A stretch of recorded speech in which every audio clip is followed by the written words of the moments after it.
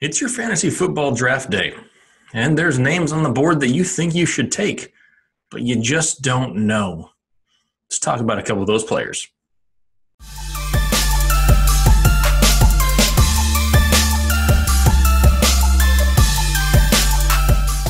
Hey, what's going on, everybody? Jake back here, Fantasy Headliners. Appreciate you guys out there on YouTube. Got a special guest today.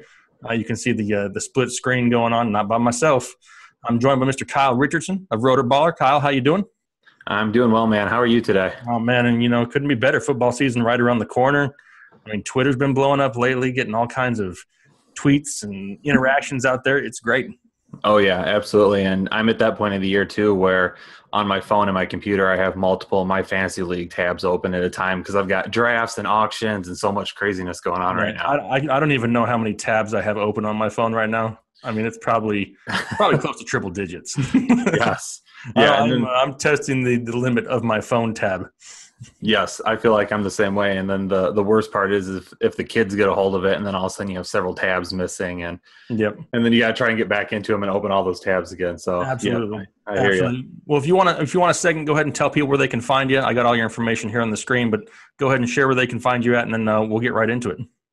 Yeah, you can find me on Twitter at krich1532. That's where I do most of my interactions. You can also find all my work at rotoballer.com. So either of those two places, like I said, though, Twitter is the place where I'm most interactive at. Feel free to DM me, send some tweets my way. I'll respond to you as quick as I can. Yeah, and Kyle knows what he's talking about. Don't let him fool you. Okay, he was named one of the what was it, top 5? Should I say top 5? I don't want to say top 10 and offend you. But he was rated one of the top fantasy football follows on Twitter. So by all means, if you guys are in a league and you need some help, check him out. He's more than willing to help each other out. Yes, absolutely. All right, so what we're going to talk about today is we're going to talk about a few names that I don't know if you want to buy them or you want to sell them come draft day. Their names may be kind of sexy. You may like the production that they had in the past, but are they going to do it again? And it's a question mark for a lot of these guys. And we reached out to a lot of people on Twitter, and we kind of got their opinion. Who do they want to hear about? So I kind of put them in order here of somewhat their ADP, but we'll kind of discuss that. But we'll get right into the list, and we'll go back and forth, and people can decide whether they want to listen to you or to me. First person I got on the list, and it's somebody whose name came up quite a bit, and people who've watched my show know how I'm going to feel about it. But Kareem Hunt is the first one that's up on the list, and I'm not on the Kareem Hunt bandwagon. But before I go into my spiel, I'll let you start off with Kareem Hunt. Oh man, Kareem Hunt's it's a difficult one for me because I want to be cautious with him this year. But I loved him last year. He was at one point he was right behind Joe Mixon as my number 2 running back in the draft. The breakout season, a lot of people thought I was foolish for saying this guy is going to tear things up this year after the wear injury. And I know he disappeared a little bit in the middle of the season last year. And I wrote an article for Fantasy Pros a couple months ago, kind of detailing some recency bias, and Hunt's name was one that I used to go along with Alvin Kamara. And I think a lot of owners are scared of him because of that stretch in the middle of the season where he just disappeared.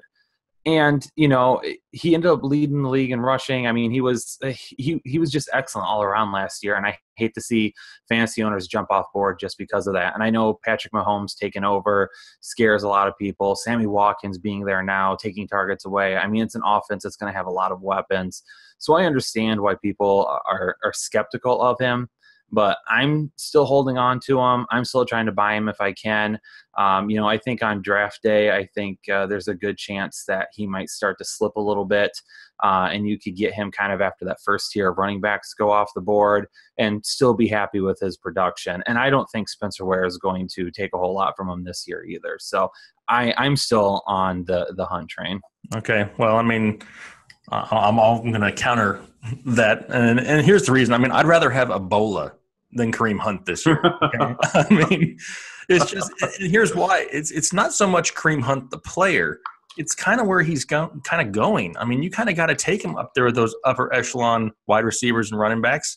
And I think some people are going to draft him early just based off of numbers alone last year. Mm-hmm. And it's kind of like his value is just a little too high. I know you mentioned Spencer Ware. I like Spencer Ware.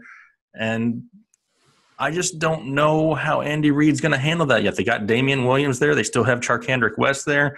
There's like 62 running backs on the Kansas City roster.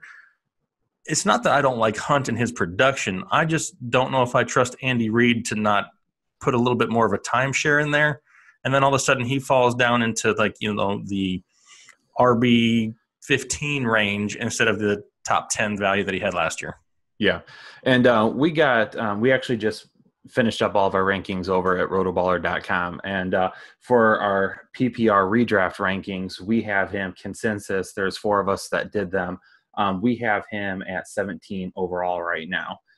So he's going after Michael Thomas, Keenan Allen, AJ Green, Mike Evans, Devontae Adams. And I don't think that's a horrible place to take him kind of after those guys go off. We have Melvin Gordon right behind him, which I'd rather have Hunt than Melvin Gordon, to be honest. There's probably not a whole lot of people that feel the same way as me with that, but I think he gets a chance to start the season. Okay, you're the guy. You're gonna go out there, and if he does well, he keeps the job. If he does struggle, if he has those issues like he had in the middle of last season, then maybe you see that timeshare start to come in, and then his value drops. So if you own him, keep his fingers crossed he gets off to a hot start. Now, if you don't get Kareem Hunt there at the beginning of the draft, you think it's worth grabbing Spencer Ware there at the end and hanging on to him for the potential upside if something happens with Kareem Hunt? That's a tough one. I'm not – it depends on the situation. I don't always like to handcuff my running backs. I like to save those because if I'm going to take a running back, I want to believe that that's the guy. So I don't want to take a handcuff thinking, okay, I might have to use this guy and waste a bench spot. But, in this situation, depending on how deep your running backs are, maybe you only have 1 or 2 guys that you really trust and you could start maybe 3 or 4 in a league, then yeah, handcuff them just to make sure. But if you've got a good stable of running backs, don't worry about it. Yep, I agree with that. All right, next guy we got on the list, and this guy I think was probably mentioned more than anybody else, and it's Jordan Howard. I don't think anybody has any idea what to do with Jordan Howard out there this year. And personally, I'm buying Jordan Howard right now. I would probably almost buy any Bears running back, honestly. I mean, that's an offense that's constantly dedicated itself to running the ball, and especially for half the year in Chicago when it's cold and it's windy and it's snowing, they're going to run the ball. And Tariq Cohen's not a 3-down back.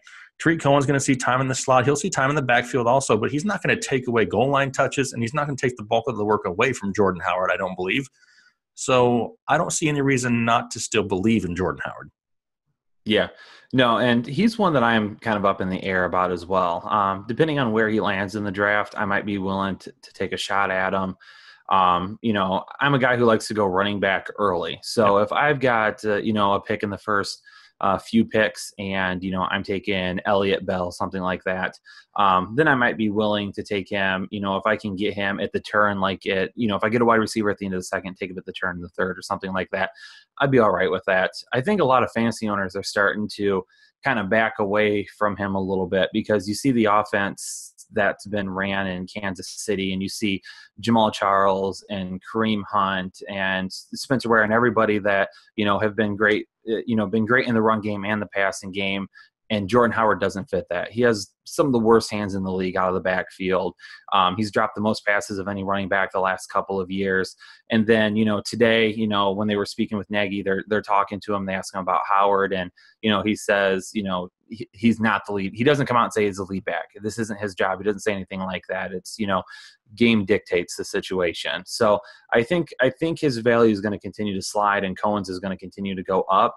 If you can get him maybe as like a 3rd round running back, again, not your RB1. If you get him as your RB1, you could be in trouble. But RB2, a guy to, reinforce your running backs, I think I'm okay with that right now. Yeah, and same with me. I think that's why I like Jordan Howard somewhat, because he's not somebody you have to take in the first round anymore. I mean, heck, last year there was drafts where he was going in the top 12 picks. And to me, that's insane. But if you can get him a little bit later, or you go heavy wide receiver the first 2 rounds, like you said, Jordan Howard all of a sudden becomes a viable option that you can get in late third round. Yeah, I agree. All right, so next one on the list is Devonta Freeman in Atlanta. A lot of people don't know if they should believe in him or not yet. Yeah, I'm still all in on Freeman. I do like Freeman, especially PPR leagues. I think he's going to continue to get that type of workload there. Last year I warned fantasy owners about what was going to happen in Atlanta, and I actually wrote like a 32 hot takes for 32 teams article. It's supposed to be more of a fun article, but in it I said that nobody in Atlanta's offense was going to finish in the top 10 at their position. Almost happened. Julio Jones was the one to get into the top 10. It was that transition year, moving from Kyle Shanahan and putting in a new offense and trying to get moving with it. They still have a lot of really good weapons there. I just don't see how Freeman doesn't bounce back and have a better year after that offense starts to mesh together a little bit and get rolling. I think he's a guy that a lot of owners are going to be satisfied with getting at a decent price this year. Yeah, exactly. He's a little bit of a discounted price compared to the last couple of years, and second year in that offense. I mean, I actually like the addition of Calvin Ridley into the passing game. I kind of think it takes a little bit of pressure off of Julio, draws a little bit more attention to the other side of the field. And like you said, especially for PPR, Devonta Freeman is still a great, great asset. Yeah, I'm excited to see what they do with Calvin Ridley and how that opens things up. I've been saying for a while now, he's got to play in the slot, though. If they put him in the slot, they put Sano on the outside. I like that a lot better. I think it opens up a lot of holes. I just think the offense gets dynamic again this year, and you get a lot of good value out of it. Absolutely. All right, well, hey, we agree on that one. We started off with the disagreement. We'll agree on one. I don't know if we're going to agree on the next one, though. Next one, somebody else that they mentioned quite a bit was Tyreke Hill. Back to Kansas City again. I mean, apparently a lot of people want to know what's going on in Kansas City. Yes. And Tyreke Hill is kind of a question mark now. You know, with Sammy Watkins coming into town. I personally don't know what Sammy Watkins has left because he wasn't really utilized last year. I mean, at least he stayed healthy for the most part. Didn't get to see a whole lot in the Rams offense with him, and they didn't really utilize him very much. But coming to Kansas City, it's possible that he takes away some of those targets that Tyreke has. The only issue with that is Tyreke doesn't need a whole lot of targets to be productive. So he still has value. Yeah, absolutely. So, you know, you have to ask yourself when you look at an offense like Kansas City, when are too many weapons bad? You'd like to think the more weapons you have, the better it gets. But, you know, is Patrick Mahomes going to be able to feed all of those weapons this year? That's a question we don't know. And that's why this whole situation is up in the air for fantasy owners. With Tyreke Hill, I mean, if I get him as like my wide receiver 2, wide receiver 3, I'm okay with it. That's not going to happen, though, because people are going to take him well before that. I know, talking personally to some owners, they think that Tyreke Hill is their wide receiver 1. And that scares me too much. I think he is the boomer bust type player where you might get one huge game and then you might get a dud. You know, over the course of a full season, he's going to score enough points to get himself up towards that, you know, fringe wide receiver 2, wide receiver 1 area. You know, maybe more in the middle of that wide receiver 2 range. But Sammy Watkins, the addition, I would have to think they paid Sammy Watkins because they plan on implementing him in some way, shape, or form. I'm not sold on either of them, to be honest. So the only guys that I'm really interested in owning from that offense are going to be Travis Kelce and Kareem Hunt. I do like Patrick Mahomes a lot. He was my quarterback 2 in the draft last year, right behind Watson, and I think he's going to be fabulous. But in year 1, I think it just might be a little too high of expectations to set thinking that these players on this great offense are all going to score enough to be viable running back 1, wide receiver 1 type players. Yeah, but I think you kind of saw it even last year with Alex Smith. I mean, it would either be a Kelce week or it was going to be a Tyreke Hill week. It was kind of just hit and miss. And I think that's the same type of issue people have with, wide receivers like Julio Jones. Julio's going to go out there and score you 30 in 1 week, and then he may get 30 yards on 2 receptions the next week. And it just drives people nuts. But I have a feeling that's kind of where we're headed with Tyreke Hill this year. You'll have your boom, your bust weeks, but it's not going to be a consistent, guaranteed, steady production, game in and game out. Yeah. And I know, and you bring up Julio Jones there, and, with a guy like Julio Jones, even though, you might have those back and forth weeks, there's always that red zone opportunity that you're hopeful for, that he goes up and, gets a jump ball and comes down with a touchdown. Tyreke Hill is not a red zone threat, in my opinion. Mm-hmm. That's going to be Travis Kelce. That's going to be a guy receiving out of the backfield or something like that. Tyreke Hill is going to be the big play guy that's going to score his touchdowns there. So that's why I'm concerned, and that's why I would rather take a guy like Julio over him, because there's always that red zone threat. And that might not be the best comparison because Julio doesn't have the best red zone targets or the best red zone numbers, since he's entered the league. But, that's kind of my feeling on that one. Yeah, and Julio's the type that, like you mentioned, that he can get those targets. Just because he didn't capitalize on them last year and hasn't had huge touchdown years, it's still possible. He's still viable in the red zone. Yeah. He just hasn't produced there yet. Yes. How about somebody else's, favorite name this offseason, Joe Mixon? Joe Mixon seems to be all over everybody's breakout lists, and this is the guy to own, and he could be a potential top 10 running back this year. I mean, he's being hyped quite a bit here in the preseason. Yeah. And I am going to continue to hype him because I love Joe Mixon. And I know not everybody is a fan of him. I'm not going to call out anybody, Nate, but I just think he's too talented. And, I sent a tweet a couple of weeks ago about coaches and how they use their players. And it wasn't me trying to say, like, I know how to use my players better. But when you have a conversation, so a few people thought that. Yeah. But, I'm not trying to tell coaches or I'm not trying to tell owners that I know how to use players. I just hate the argument that owners come up with where they're like, oh, I don't like the coach. And, it stinks when you have somebody as talented as Mixon and his value fluctuates just based on the fact of who his head coach is. I hate that. I would rather have him. I would rather know what he's going to do this year.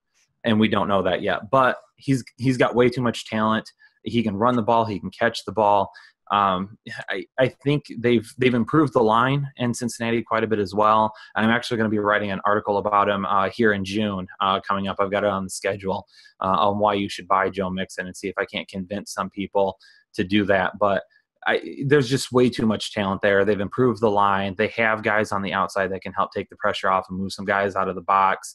I know Andy Dalton is not anybody's favorite quarterback, but I think he can do just enough if he has the right weapons around him.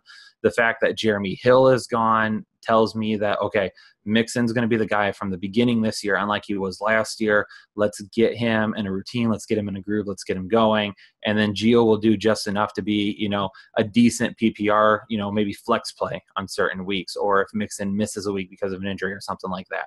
But I'm all in on Mixon. I've been trying to get him in every single one of my drafts this year. And, I mean, you kind of hit it on the head for me, and it's kind of just the Marvin Lewis factor. And I hate that because Joe Mixon, talent-wise, and I know there's comparisons floated around last year, and I wouldn't go this far yet, but people were saying he's like Le'Veon Bell light last year. I don't know if he's to that level or not because we haven't been able to tell yet. It just seems that out of nowhere he can be productive and be, doing something with that run game, and then all of a sudden Gio Bernard comes in and Joe Mixon gets 4 carries in the second half. And that's the part that until I see him committed to him, and yes, it helps with Jeremy Hill out, depending on where I have to draft him, I don't want him any more than my minimum number 2, but I'd rather have him as my 3. Yeah. Just because it's just too scary. I mean, I can't put that much hype into it because I don't trust Marvin Lewis. Yeah. If I'm drafting him this year, I am drafting him as my number 2. I'm not drafting him as my number 1. That's a little too risky for me, even though I do like him. But I think he's a 2 with the 1 upside. And we saw it towards the end of last week or the end of last year. He had some really good games. And, I'm just hoping that just from the beginning this year, he just gets moving and he gets those carries and they just keep him in there. And I know a lot of people are asking about Walton and whether or not he's going to. No, Walton was drafted for the purposes of Gio Bernard being gone after the season. He's not taking carries away from Mixon this year. It's not going to happen. He might take some work away from Bernard if there's an injury or anything like that, but I'm not worried about him taking anything away from Mixon. Yeah, no, he's basically a Gio Bernard clone. I mean, they just got him ready for next year because they're not going to re-sign Gio Bernard. Yeah, no. Next one we got, another wide receiver is T.Y. Hilton.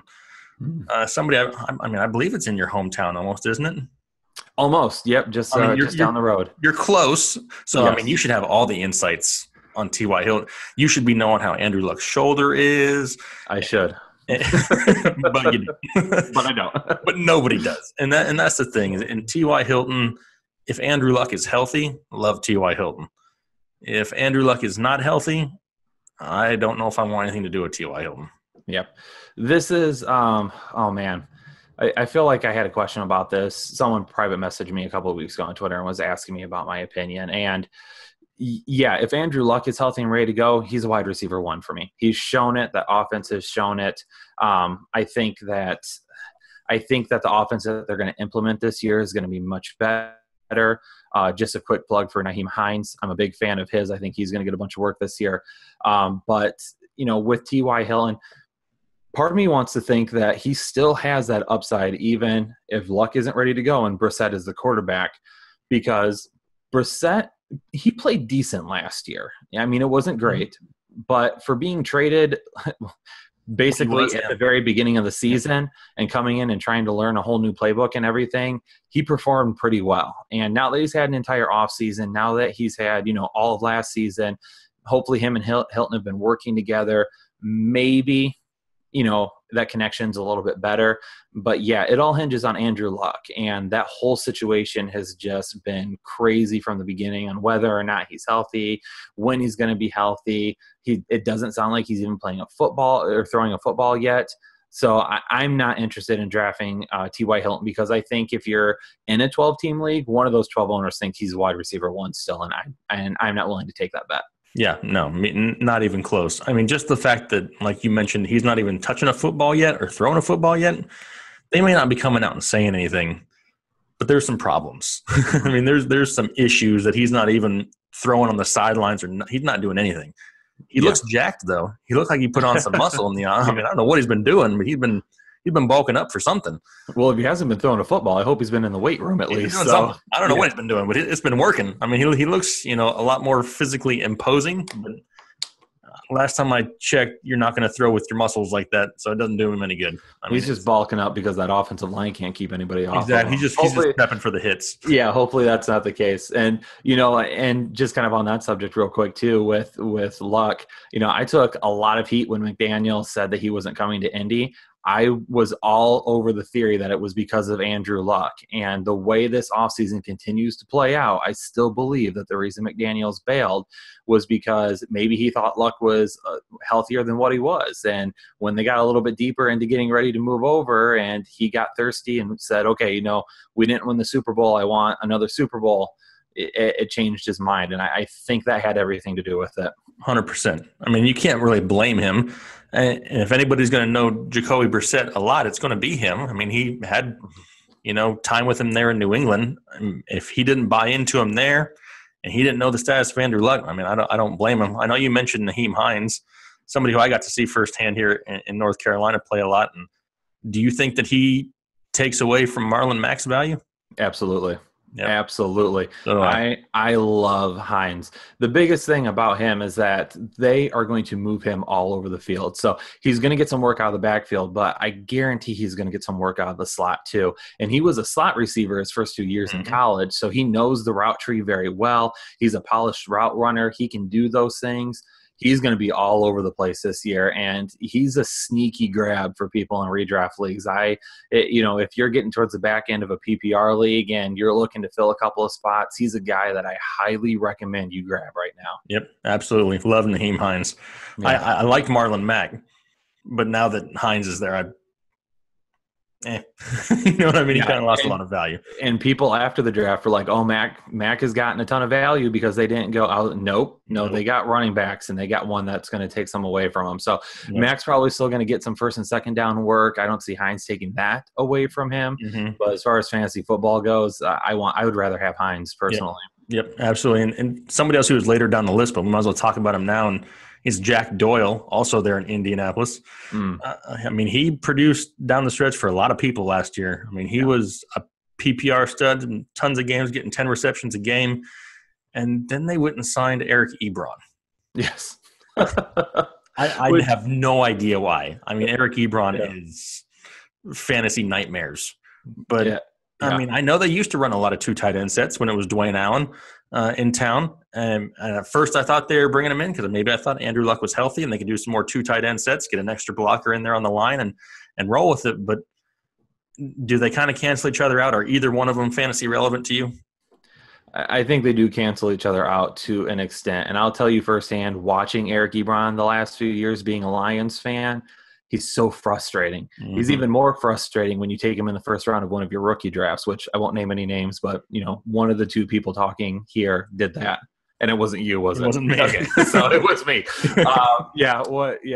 In a startup dynasty in a rookie draft, I decided to take him again. Just everybody makes mistakes, Kyle. Yeah, I took him in the first round, and that was my big. Okay, I am never taking a tight end again in a rookie draft. Mm-hmm. I'll trade for him later on. But yeah, I think they cancel each other out, and it's really easy to be a tight end one. I mean, he can still slip into that back half and, be a guy in a PPR league where he just gets, enough catches to really slip in and be, the tight end, maybe 9, 10, 11, 12, something like that. But I think Eric Ebron does cancel him out a little bit. They signed him to use him, I believe. The talent has been there. He's been up and down. He's got hands. He's got, yeah. So one week. It's like JPP on both hands. Yeah. So he makes a couple of really good catches one week, and then the next week he drops a game-winning touchdown because he's open in the end zone, and you just sit there and shake your head. Yep. So I think it hurts a little bit. I think it does. I think Hines, being a guy that they use a lot might hurt him a little bit. I think that Colts offense is trending up to the point that maybe you can start to buy some of those outside guys and not worry about the tight end anymore. But if Luck comes back, I think Luck uses him more. But again, we don't know. We don't know that. Yep, absolutely. All right, well, that's enough for your hometown. It's like the most I've talked about the Colts in like forever. That's the most I've talked about them too. And I live a couple of hours away, but awesome. I've actually only been there one time. I went down for the combine, and that's it. I've never been there to actually see it. I was there for the stadium was cool. Yeah, I was impressed by the stadium, but other than that, I don't think I watched the Colts since Edgar and James or Jim Harbaugh were there. Unfortunately, they do put them on TV every week. Just a couple of hours up the road. You're stuck with it. Yep, I'm stuck with it. All right, what about down in Miami and Kenyon Drake? Did Frank Gore pull a typical Frank Gore and go and ruin somebody? I think it's Ballage more than Frank Gore, honestly. Yep. I had this conversation yesterday. A couple guys were asking about Ballage and if I thought he was the running back to own. I don't think he's the running back to own. I think Drake is going to be the guy to start the season, and they're going to try to feed him. And if he gets going, he gets going, and he's going to keep the job. But I don't know if he's going to be able to hold up. At the end of last season, when he started to take over and really started to break out, I did write a Trending Now article, and I did include him in there as trending up. And I thought, this is a guy that if he finishes the season strong, Miami's not going to make any moves at the running back position. Now, Frank Gore and Ballage are 2 guys that they bring in, is emergency help, I think. I don't think they truly plan on seeing them become the guy. But if Drake falters, there's too much going on in Miami for them not to move on right away if he's not doing well. McDaniels is not going to continue to use him, or not McDaniels. I'm sorry. They're not going to continue to use him either. Yeah, he won't use him either. So, Gase is not going to continue to use him if he's not doing anything, because everyone's jobs are on the line right now. Tannehill's job's on the line. Parker's, we don't know what's going to happen with Parker either. There's just too much in flux down there. If Drake starts well, he's going to keep the job. But if he doesn't start well, they're gonna start making that a timeshare. Gore's going to get carries. Ballage is going to get carries. And I think Ballage is the guy by the end of the year if Drake can't get through the first 4 weeks. Yep. And so with that being said, with all the hype there is at times behind Drake, are you passing on him on draft day just because of all the baggage? Yes. Yeah, he is the guy that I've adamantly missed in all of my drafts, because there are people who legitimately think he's a running back 1 type player, and I can't spend that type of collateral on him. Yeah. There's no way that I would do that. So I've passed on him in all my drafts so far. Yep, same here. All right, what about Julian Edelman coming back up there in New England?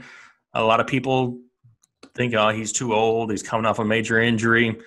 In my mind, this is like Tom Brady's favorite target, not named Rob Gronkowski. Mm-hmm. Okay, so Chris Hogan is there, and they've added Jordan Matthews and Kenny Britt still. I mean, they got receivers. But Edelman's just got that special chemistry. And is he going to go out there and put up huge numbers? No, probably not. But I can see him right around the 1,000 yards and a handful of touchdowns. And if you went heavy running back early, I think Julian Edelman's somebody you can grab in the middle rounds and still get some value out. Yeah, that offense is really interesting as well. It's an offense that is going to score points, and you're going to get fantasy contributors out of. But how much is going to be the question. So, with Edelman, yeah, he's Brady's favorite target. I would like to think that he's going to be the wide receiver one in that offense. Does Jordan Matthews take anything away from him, though? Is that going to end up happening? I think you also have to look at the backfield and see the players that they have in the backfield. As Brady continues to get older, he's going to continue to, check down a little bit more. Maybe they're going to put 2 running backs in the backfield to kind of work the defense a little bit. Sonny Michel can catch out of the backfield. James White can catch out of the backfield. Rex Burkhead can catch out of the backfield. So, Gronkowski is really the only guy that I truly believe in that offense. And then everybody else is, maybe Edelman, maybe Matthews, maybe Hogan. They become like a wide receiver 3 flex type play. Sonny Michel, James White is PPR only flex play. Sonny Michel, maybe he gets to a running back 2. Maybe Burkhead gets to a running back 2. But I'm going to pass on everybody that's not named Gronkowski unless I can get a really good value on them. Yep. Yeah. If you have somebody that has no belief, or you're in a league that Edelman just keeps falling and falling and falling. I mean, heck, at that point, as long as you're not counting on him week 1 and you just got him stashed away, I mean, you could have, even if it's just a bye week replacement or whatever. I mean, heck, it just depends how far he falls. Yeah, I think you can. I think if you're drafting right now, this is a really good time to try and pick him up, because I don't think his ADP is going to soar yet. As we start getting into training camp and things, and people start hearing his name again, right now he might just be a little bit more on the forgotten side. Gronkowski rules. Jordan Matthews truthers out there are excited that he's in New England. Sonny Michel has a lot of hype right now. As we start to get to training camp and people remember, oh, Edelman's here, oh, he's healthy now, then his ADP is going to start to go up. So if you're drafting right now, I think is a good time to get him. But as we get deeper into the offseason and closer to the beginning of the regular season, I think that is when you start losing the value, and then he starts going too high. Yep, I totally agree. All right, next one is going to be somewhat of a personal question, I guess. Okay. You got crabs? Michael Crabtree. Going to Baltimore. You down with some crabs this year or no? I am not. I don't want anything to do with Crabtree. Alex Collins is the only Ravens offensive player I want anything to do with. I am an Alex Collins truther. I think he has that running back 2 potential for running back 1 weeks. I really like him, but I'm completely off Crabtree. Part of it might be because I got burned really bad by Jeremy Maclin last year, and I'm holding that against Crabtree, which I really shouldn't. I think Crabtree is going to get some touchdowns. I think he's going to do well on that side of the ball, but I just don't see a big year for any wide receivers there. I don't think Flacco can support him anymore. Well, what about all the hype videos that are coming out today of Kenneth Dixon tearing up OTAs? See, I don't believe in Dixon either. Me neither. I don't. I've got a lot of people asking me about him because I'm a huge Buck Allen fan. He finished the year really strong for them last year, and that role out of the backfield as a receiving back. And in PPR leagues, I think he offers some value at the late end. I think Dixon is going to help spell both of those guys, but the Harbaughs have always been a family that you earn your job, and Dixon has done nothing to earn a job yet. It's going to take an injury for him to become a substantial part of any fantasy team. Yep, 100% agree with that one. What about going to Tennessee and talking about Corey Davis? Corey Davis kind of came on strong there at the end of the year. Not a whole lot of other options in Tennessee. I mean, you got Rashard Matthews and Delaney Walker, but does Corey Davis take a huge step forward this year? I think so. I do. I really like Corey Davis. We're not disagreeing enough here. Right, you go ahead. You like him. I'm going to pretend I don't like him. Go ahead. Okay. So I like Corey Davis a lot. He's uber talented. He dealt with a lot of injuries last offseason, and they lingered into the regular season. And I think he tried to come back too soon a couple of times, and it just lingered all year. There's a lot of hype around that Tennessee offense right now and what they're going to be able to do. And I think some of it is warranted. I think they're going to put a game plan in place that really, truly lets Mariota play to his strengths, which is going to allow the players around him to be better. I think Delaney Walker's still a tremendous value there. I think people forget just how good he can be. So I still like him there. I think a guy like Tyrone Taylor, if he gets to play out of the slot at all, I think he's a guy that could have a little bit of value. Rashard Matthews has always been a favorite of mine. He's not a guy that you want to have on your team as, your wide receiver 1 or 2 or maybe even 3, but he offers decent depth. I think he gets some great points during certain weeks.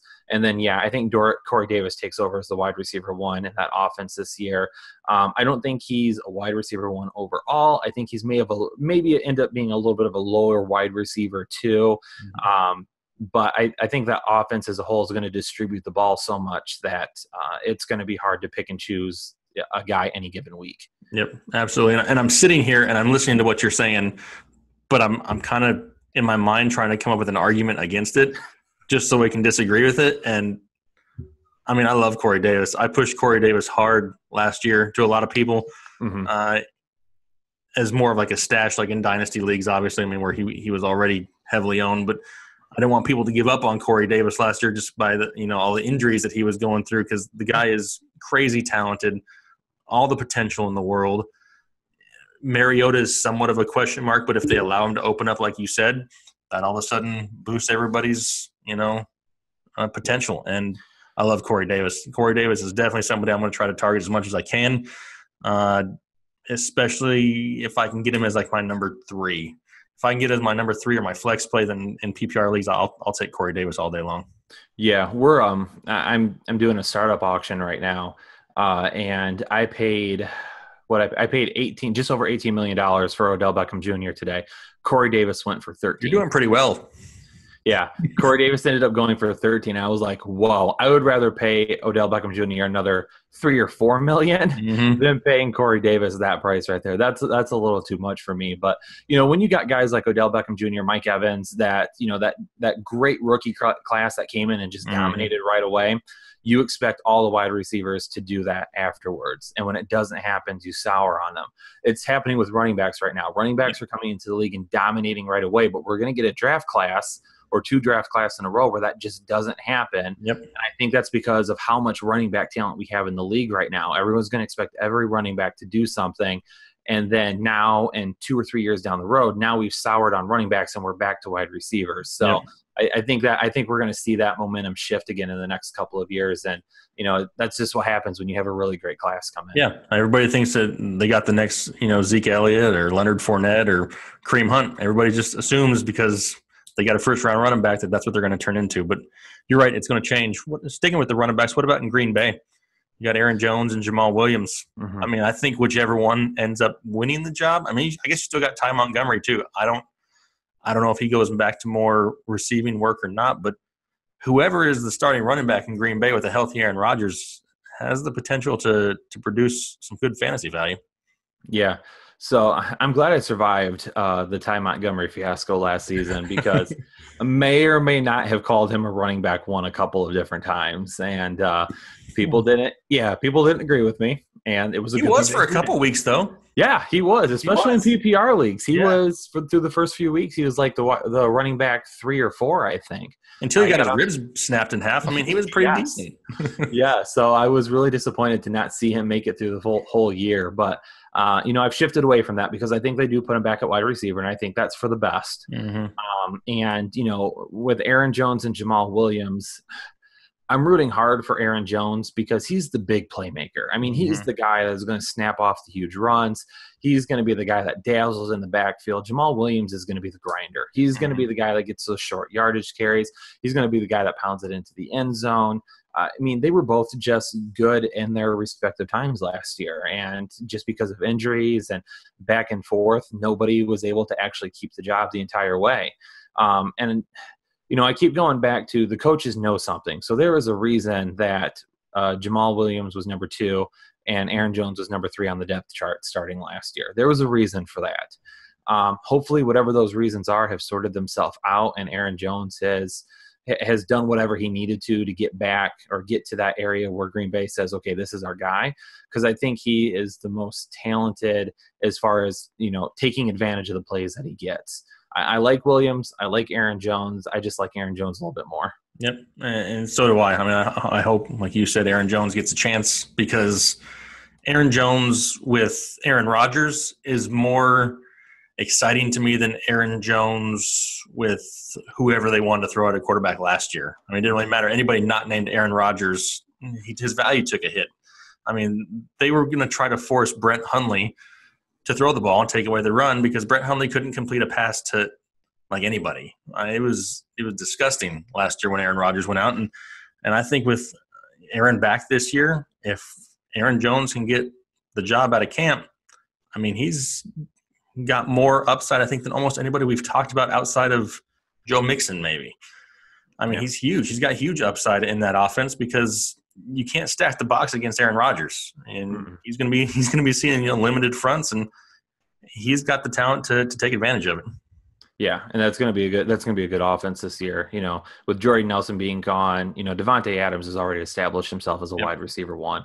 I think he's definitely a top 10 wide receiver this year. He's a top 10 wide receiver in dynasty formats for me. I just love him. I didn't like him so much last year because I didn't think he could keep up with the touchdowns. But when you keep up with the touchdowns with Brett Hundley as your quarterback, you're special. So I'm going to cave into that this year and say he's the guy. Randall Cobb's going to get a big boost this year. I like him running around out of the slot. So I think that whole offense as a whole is just going to be fun to watch again. Absolutely. What about Carlos Hyde now that Nick Chubb's in town in Cleveland? Yeah, so that's a hard pass for me. That's a hard pass for Carlos Hyde. And man, I loved Duke Johnson so much going into this year, and I thought he was just in for a spectacular season. And then they signed Hyde, and I'm like, okay, Johnson's still going to get his work out of the backfield, so he could still be a running back. I mean, he snuck into running back one territory last year in PPR formats. But then you add Chubb too, and there's just no telling what's going to happen. Yep. They're going to rotate those backs a lot, and they're going to use them to their advantage because they want to take the pressure off both of the quarterbacks, whether it be Taylor or Mayfield. That offense as a whole is just a huge question mark right now, and I feel like we keep saying that. And hopefully here in the next month or two, we start to sort a few more things out and get a little bit deeper into it. But, I'd much rather own Landry over Josh Gordon. I know that. And I would much rather own Duke Johnson over Carlos Hyde. I know that. Because if anybody loses touches to Chubb, it's going to be Carlos Hyde. It's not going to be Johnson. Yep, absolutely. And when you saw the Browns pass on a running back there in the first round, I was like, maybe Carlos Hyde all of a sudden gets quite a bit of value in there. And then taking Nick Chubb there at the beginning of the second round, I'm passing. I want no part of Carlos Hyde. No, and it was a free fall. I mean, he lost so much value so quick, and I was kind of bummed. But I do like Chubb long term there. I mean, as far as dynasty goes, he's one of my higher ranked dynasty running backs. I think as soon as they move on from Hyde, which they will, because they do have that option to get out of that contract after the first year, Chubb just becomes a substantial running back piece in that offense. And Duke Johnson hasn't been re-signed yet either. So he could end up being gone too if they feel like they want to move on. And based on his Twitter account the last few weeks, I don't think he wants to sign an extension anymore. Yeah, he has no interest with anything Browns, or he didn't there for a little bit. Yeah. Yep, absolutely. All right, well, we got two more names on the list. One of them is kind of a joke, but we're going to throw it in there at the end. But the last one that came up a few times is Derek Carr, quarterback out there in Oakland. I mean, I guess as long as it's Senior Citizen Day, he's got a chance to be productive because all of his wide receivers are, I don't know. I mean, I like Amari Cooper to an extent. Jordy Nelson, I don't know if I like Jordy without Aaron Rodgers. I don't know yet. I mean, I've never seen anything other than Jordy and Aaron Rodgers. Martavis Bryant, I don't know. And none of them are too exciting to me. I don't know if he's going to go out there and light it up for 5,000 yards, or he's going to go out there and totally bomb and throw for 2,800 yards and more interceptions and touchdowns. Mm-hmm. Yeah, I think the signing of Doug Martin shows us that that's a team that's going to control the ball on the ground a lot. They know their defense is awful. Mm-hmm. It's really, really bad. I in my mock drafts that I wrote, I had them definitely working on that secondary to help out. But they're going to give up a lot of yards again this year and a lot of touchdowns. So I think they're going to try to control the ball or try to control the ground on the game. Control the game on the ground. I got you. And get a little bit late. That's okay. And they're going to stay away from trying to pass it so much. So Cooper, Cooper's a guy that I want to try and own if I can get him as like a wide receiver too. I'm still willing to buy into him, but I'm not willing to buy into Derek Carr because I don't think he's going to do enough. He's going to do enough for Amari Cooper. He's not going to do enough for himself or for Jordy Nelson or for Martavis Bryant or for anybody else for that matter. The Chucky factor doesn't play into it. No. Yeah, no. I mean, I want it to. I want it to kind of buy into it, but it just doesn't. I don't even know if being that Doug Martin is there now and Marshawn Lynch is still there and aged, he's not the same as what he was. I just don't know if I want almost any part of that offense outside of Amari Cooper. And even that I'm kind of skeptical on. Mm-hmm. I mean, Doug Martin, he had flashes. But then last year he would just run in the back of his offensive line and fall over. I mean, there was no burst there. And if he didn't have it in Tampa Bay, he's not going to have it in Oakland. Yeah. It sounds like they're still committed to Marshawn Lynch. I mean, they'll split the carries, but yeah, I'm off all those bandwagons pretty much. Yeah, and you would think with how bad the defense is going to be, that would lead to more opportunities for Derek Carr, but I just don't know if he can capitalize on those opportunities. I mean, you can talk about volume all you want to, but if you can't do anything with the volume, it doesn't do any good. So, right. Yeah, he's a guy that I'm staying away from, unless – in my drafts, I love to wait on quarterbacks. I'm not a guy that will take a quarterback early. So if I get in a position where I need a quarterback and Carr is sitting there, if I have to go for it, I will. But I would rather just wait. Yep, absolutely. And I'm waiting even longer if I have to. I'd rather wait and get like Case Keenum there at the end. I'd much rather have Case Keenum than Derek Carr. I agree with you on that one. Actually, yeah, I would rather have Keenum. Yep, 100%. Last one, and this is meant to be a joke. I don't think he thinks we're actually going to put it in here, but one of our boys there on Twitter, we won't name his name either, but his initials are Derek Brown. Anyway, he wanted to talk about Josh Allen in Buffalo because apparently he's blowing everybody away in OTAs. Now, I know all the hype starts in OTAs, and everybody looks great out there in shorts with no defense, but is Josh Allen, and let's not even talk about fantasy-wise because that's not even worth anybody's time, but are the people in Buffalo screwed, Kyle? Oh, man. So I wrote an article last week titled, "Who is Josh Allen?" And I think we have been getting that question a lot. I think a lot of us, a lot of people have been making the Jamarcus Russell comparison, and then there's some crazy people who make the Brett Favre comparison. Yeah. I was like, when I saw him at the combine, I had a buddy that went with me. We went for RotoBaller to do some scouting and write some analysis. And, I looked at my buddy. I was like, man, he reminds me of someone. And then it clicked and I knew who it was. So I was like, at some point I'm going to have to write an article and really dive into it. So I did. And I compared him to Ryan Mallett, and same size, same arm strength. Mallett had much better stats even in college, and Josh Allen gets a pass for not having any NFL talent.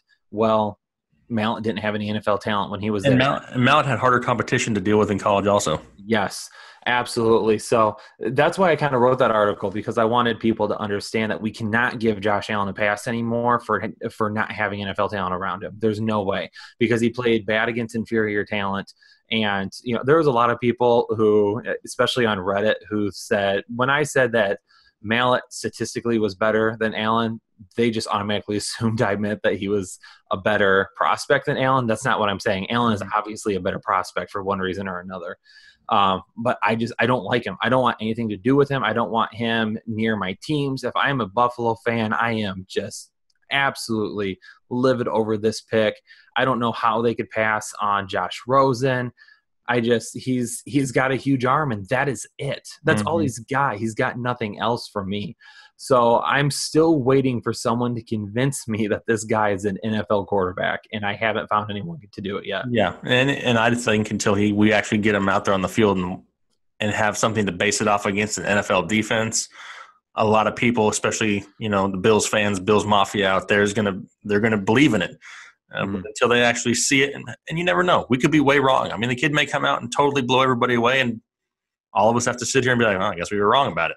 Mm-hmm. But until we can see it, I'm not buying into it. I mean, I feel bad because I think there's a lot of false hope in Buffalo, but there's just not a whole lot to build around there right now outside of Shady, and he's like old, and his hamstrings are made out of like, paper mache and half chewed now and laters. Yeah. And right before the combine, I even tweeted about Josh Allen that if this kid were to fall enough in the draft, and it's not going to happen, but if he were to fall enough in the draft, he's got to go to a place like Pittsburgh. He's got to go to a place like New Orleans. He's got to go to a place like New England where he has some time. Yes, 2, 3, maybe even 4 years, as long as Garoppolo sat. As long as Aaron Rodgers had to sit, so some extended period of time, so he can work on his footwork, so he can work on becoming a better quarterback, then I might buy into him. But Buffalo's going to rush him. Yep, they're gonna want him out on the field. I mean, if you screw up Tyrod Taylor, how do I expect you to not screw up Josh Allen? Exactly. Yeah, even the landing spot just didn't even do anything for me either. Just all around bad. Nope, same here. Well, that's enough time on Josh Allen. Yeah. People probably clicked off this video when we even started talking about Josh Allen. Well, hopefully not. But I seem to get pretty decent reviews on my article, which I was surprised about. I think there's a lot of people out there who are just interested in him because they want to hear how bad he is. Exactly. Well, hey, I appreciate you taking the time. Made it through a rapid fire list of names there. By all means, you guys need to reach out to Kyle. Like I said, I got his information there up on the screen. Hit him up. Make sure you guys are liking the video. If we didn't cover somebody that you guys want to talk about, hit us up down below in the comments. We'll both get back to you. I mean, that's what we're here for. We're here to share the knowledge. We're not trying to keep it all in.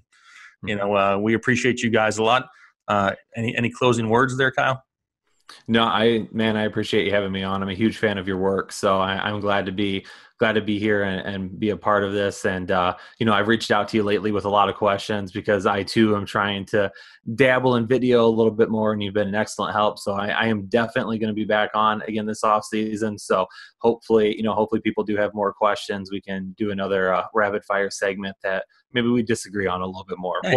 We'll try to touch base a little bit more beforehand. I won't even bring up crabs next time. Yeah. I'll keep the personal questions at a minimum. Okay. Awesome. There we go. I appreciate it. Loved having you on. Much appreciation. I appreciate you guys out there on YouTube checking us out. Any questions, hit us up below. Make sure you're hitting that like button, commenting, and subscribing. I'll talk to you guys later. Thanks. Bye.